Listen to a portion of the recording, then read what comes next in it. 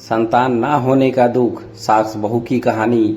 आज फिर सुमित्रा देवी ने संतान को लेकर अपनी बहू ज्योति को बहुत जली कटी सुनाई। ज्योति उदास होकर अपने कमरे में चली गई और फिर थोड़ी देर बाद पहले की तरह सामान्य होकर घर के काम निपटाने लगी। उसका विवाह 8 वर्ष पहले निशांत से हुआ था। तब से लेकर संतान ना होने का दुख लिए बैठी थी और इसी बात पर उसकी सास सुमित्रा देवी जली कटी सुनाती रहती थी। ज्योति उनकी मनोदशा अच्छी तरह समझती थी, पर वह भी क्या करती। उसकी भी तो मां बनने की इच्छा अब तक अधूरी थी। एक दिन उसने निशांत से कहा, क्यों ना हम लोग एक बच्चा गोद ले लें, आप माँ से बात करो ना।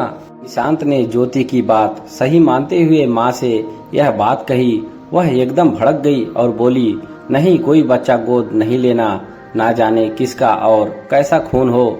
निशांत माँ, आप कैसी बातें कर रही हैं, इसमें बच्चे का क्या दोष होता है।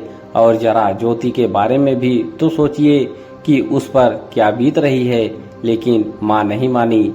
निशांत ने ज्योति की परवाह करते हुए एक बेटा गोद लेने का निर्णय लिया।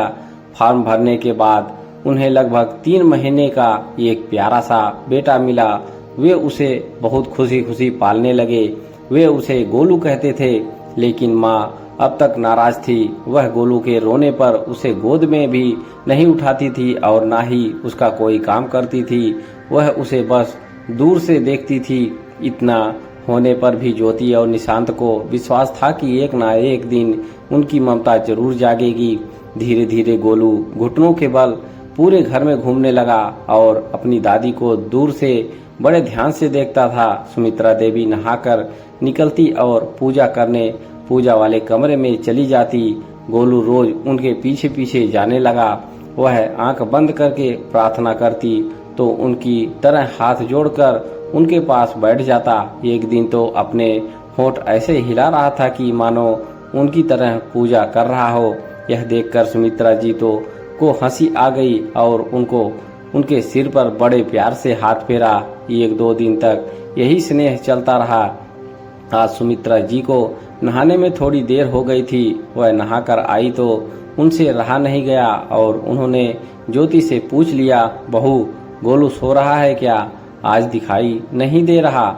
ज्योति ने हंसते हुए पूजा वाले कमरे की तरफ इशारा करते हुए कहा, माँ जी, आपका गोलू टाइम का बड़ा पक्का है, ये देखिए। सुमित्रा जी ने देखा गोलू मंदिर में अपने छोटे छोटे हाथों से आरती की किताब उठाए ऐसे कुछ बोल रहा था, मानो किताब पढ़कर आरती कर रहा हो। सुमित्रा जी जोर से हंस पड़ी और गोलू को गोद में उठाकर अपने हृदय से लगा लिया और चूम लिया।